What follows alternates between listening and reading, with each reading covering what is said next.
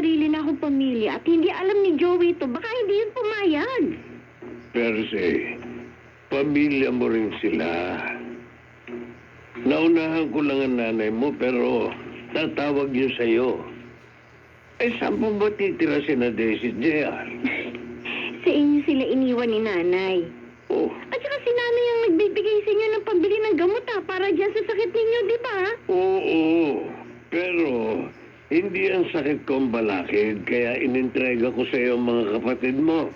Mas ligtas sila dito. Ay, Maraming tambay sa lugar namin.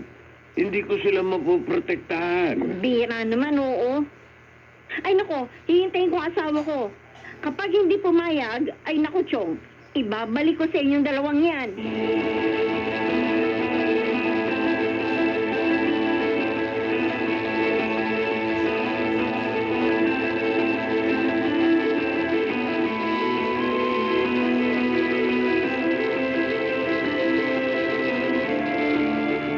Pwede! Oh, bakit? Bakit ang karat ng bahay? Pagod ako sa maghapong trabaho, ganito ang madadatnang ko. Pagsabihan mo yung mga kapatid mo kung gusto nilang magtagal sa bahay ko, maglinis sila. Hindi yung puro cellphone at laptop ang inaatupag. Wala namang nagkakalata. Modules yan ng mga kapatid ko. Module. O sige, pagsasabihan ko. Pestig buhay talaga to. Dagdag pa sa problema ko ng mga tao dito sa bahay eh. Wala namang problema dito sa bahay eh. Yung problema mo kasi sa opisina, huwag mong dalhin dito sa bahay. Ha? Ang sinabi mo? Wala! Ang sabi ko, magpahinga ka na muna habang hinahanda ko yung pagkain mo. Hoy, ikaw ah. Pagsabihan mo yung mga kapatid mo. Nakikitira lang sila sa bahay ko. Huwag silang burala sa mga gamit nila.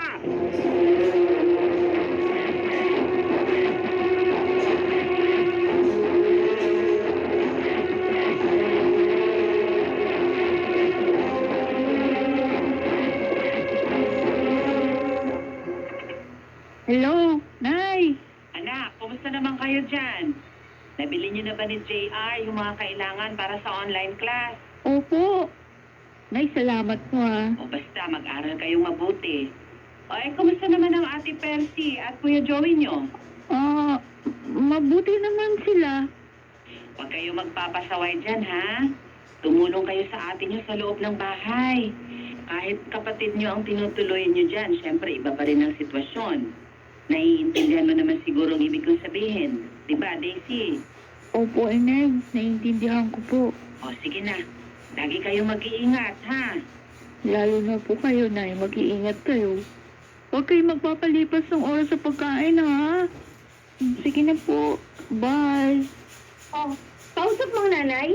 Oo. Baka kung ano yung pinagsususumbong mo sa kanya, Daisy, ha? Kayo, kung napagsasabihan kayo dito sa bahay, kasalanan niyo yan. Wala naman akong sinusumbong sa ina eh. Nangungumusta lang siya sa atin, ate. O, bitiwan mo na yung cellphone. Pauwi na Kuya Joey niyo. Maglinis ka na. Sige.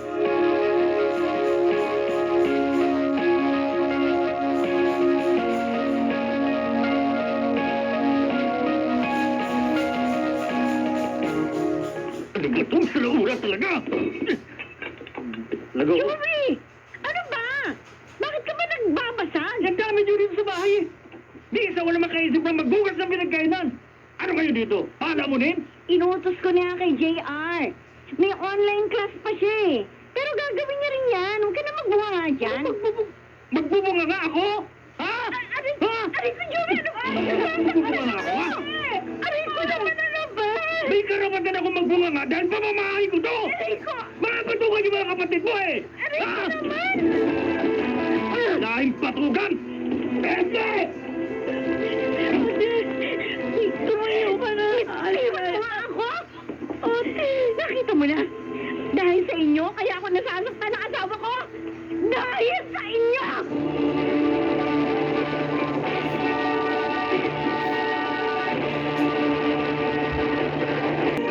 Dito sa ating dulang, ito ang aking buhay.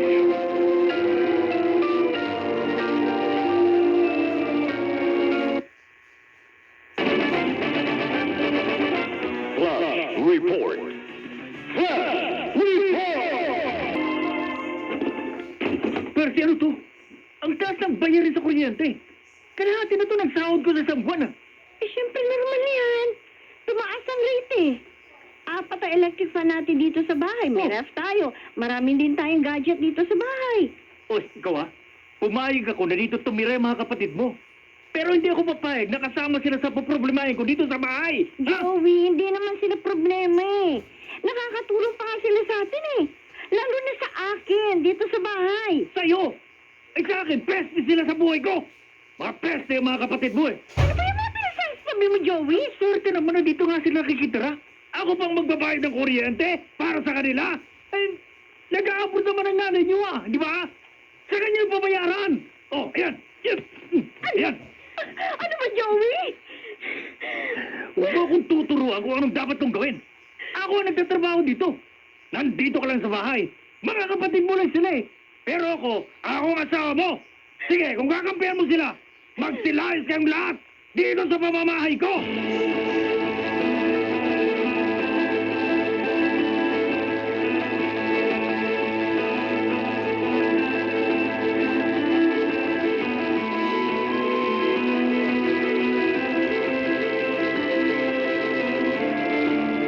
Ate, Bakit?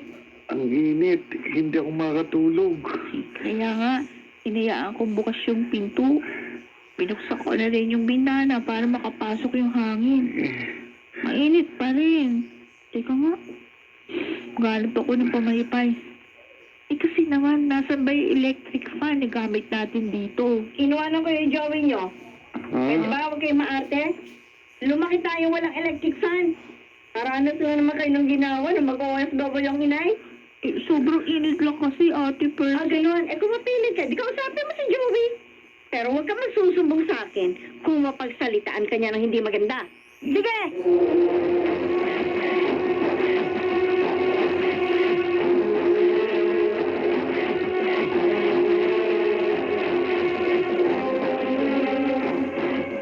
Talagang sinasagad ako ng mga gagong to ah. Percy!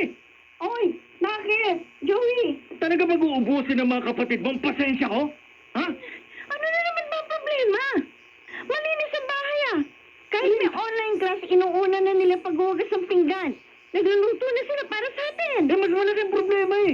Ano ba yun? Hindi lang kalat ang ayaw ko makita dito sa bahay. Pwede ba? Kapag nandito ako, huwag din nilang ikakalat ang sarili nila sa harapan ko. Yan. Eh, di lumabas din ang totoo. Pumayag kang tumira dito mga kapatid ko pero masama naman yung loob mo. O bakit? Kine-question mo ba ang desisyon ko? Ha? Hindi mo ang braso ko. Ano bitiwan, ha? Sorry, oo na. Oo na, pagsasabihan ko. Mahina lang ang signal sa loob ng kwarto nila kaya nakiusap na dyan muna sila sa sala. Oo na, sasabihan ko na. Sige. Hoy, hoy! Kayo, ha?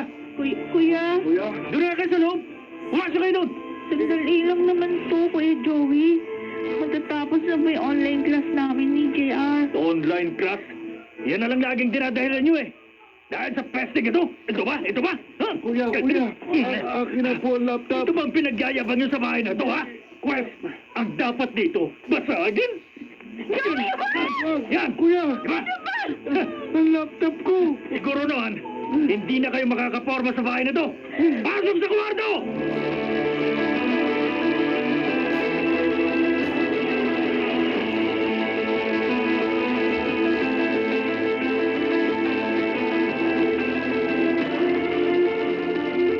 Sumusobra na si ate.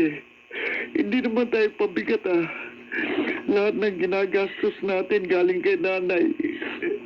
Lagi niya tayo pinagbubuntunan ng galit. May magagawa ba tayo, JR?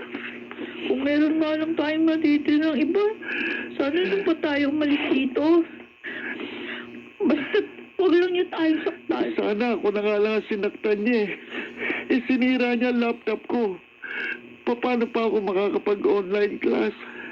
Mo, ihingi ulit tayo kay nanay. Ako magsasabi, Ha? Sasabihin mo kay nanay ang nangyari? hindi lalo tayong malalagot kay Kuya Joey. Isipin na lang natin. Si Ate Percy, kapatid natin siya. Hindi pamilyang turing sa atin ni Ate Percy. Nagbago na nga siya. Ibang tao ng turing niya sa atin.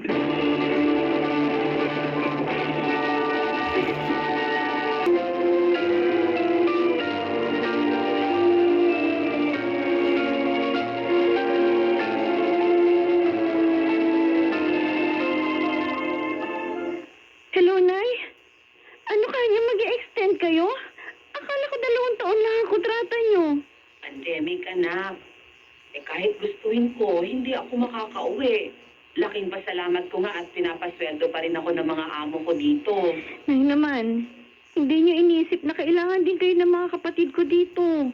Nauunawaan naman ako ni na Daisy at JR. At saka naririyan naman kayo mag-asawa. Habang wala ako, kayo ang tatay yung mga magulang para sa kanila. Kaya nga ako nagpapadala ng pera, sinusobrahan ko pa. Para sa grocery at sa mga bayarin nyo sa bahay. Para hindi magka-problema ang mga kapatid mo. Anong problema? Ako, Nay, wala akong problema. Bakit ho? Ano ang kwento sa inyo ni Daisy? Wala, Percy. Pero ina ako. Kilala ko kayo. Bakit? May dapat bang ikwento sa akin ng kapatid mo? Wala ho. Nay naman, hindi ko ho pababayaan ng mga kapatid ko. Dapat lang. At sana, ganun din si Joey. Sana, maayos ang trato niya sa mga kapatid mo.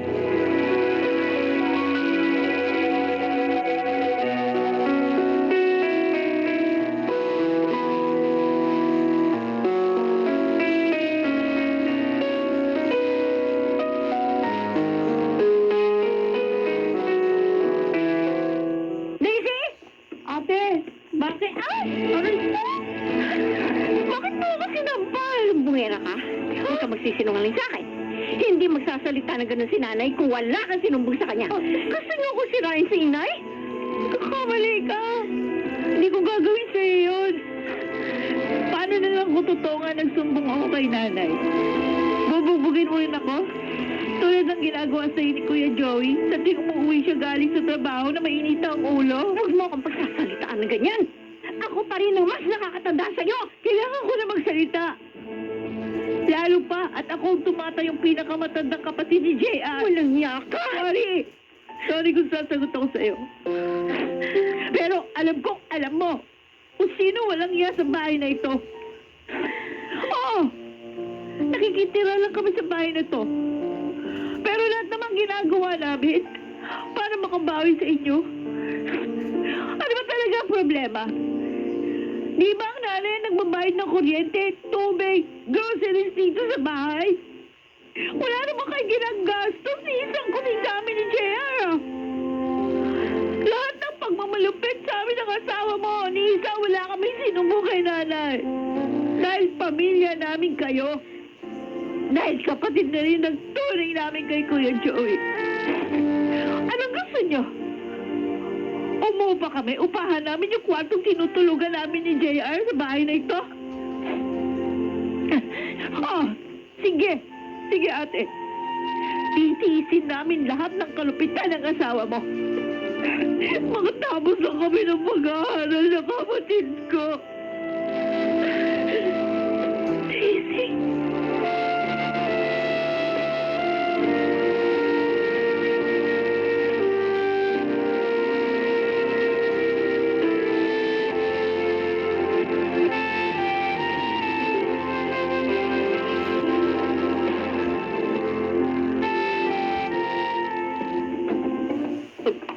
Ano to? Leche talaga, oh. Ang daming kalat, ah. Bakit may mga pagkain dito? Susunugin ko mga to, eh. Percy! Joey, mabuti Sige. dumating ka na. Kanina ka pa namin hinihintay. Bakit? Para sagarin ako ng tuluyan? At tuluyan ko na rin palayasin ang mga batukan mong mga kapatid? Hindi na kailangan, Kuya Joey. Dahil aalis na kami. Oo, talaga? Ha, eh di mabuti. Akala niyo ba kawalan kayo sa akin kapag umalis kayo sa bahay ko? Oh, ano ba kinihintay niyo? Layas na! Bit-bitin nyo na ang mga gamit nyo, Daisy. JR. Alis na tayo. Oo, ate. Ano sabi mo? Aalis kayo? Teka, Ano bang katangahan to, Percy? Ano ibig sabihin ito? Kasama ako ng mga kapatid ko. Naaalis sa pamamahay mo, Joey. Teka, hindi ko gusto ang biro yan, Percy. Pabayaan mo sila umalis. Asawa mo ako, di ba? Mga kapatid mo lang sila. Kailangan mo lang ako, Joey. Pero kailanman, hindi mo ako itinuring na asawa. Tama si Nancy. Tama ang kapatid ko. Magulang namin ang nagpapadala ng panggastos natin dito sa bahay. Naging bulag ako. Naging bulag ako sa pagbabastos at sa ginagawa mong pagmamalupit sa kanila. Pati na rin sa akin. Nakita ko kung gaano ka kawalang kwentang tao. Nakalimutan mo. Sila ang una kong pamilya bago ka pa dumating sa buhay ko. At ngayon, silang pipiliin mo kaysa sa akin? Ganun ba? Huwag kang mag-alala. Sa taong nagising na sa katotohanan, kailanman, hindi na nanaisip pang bumalik sa katulad mo. Hayop! Daisy!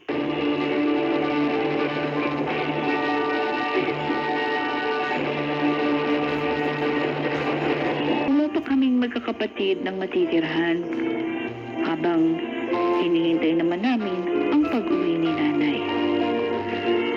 Nakahanap din ng trabaho si Ate Percy. Pero minsan, ramdam namin ang kanyang pangungulila kay Kuya Joey. Pero, higit naming naramdaman ang pagbawi niya sa amin ni JR. Ako si Daisy, at ito ang aking buhay.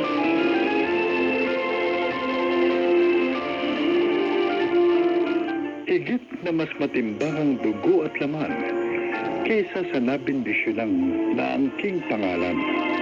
Lalo na kung ang damdamin ng isa ay hindi napakalagahan. Mga nagsiga na, Maynard Landicho, si Kit del Carmen Amor.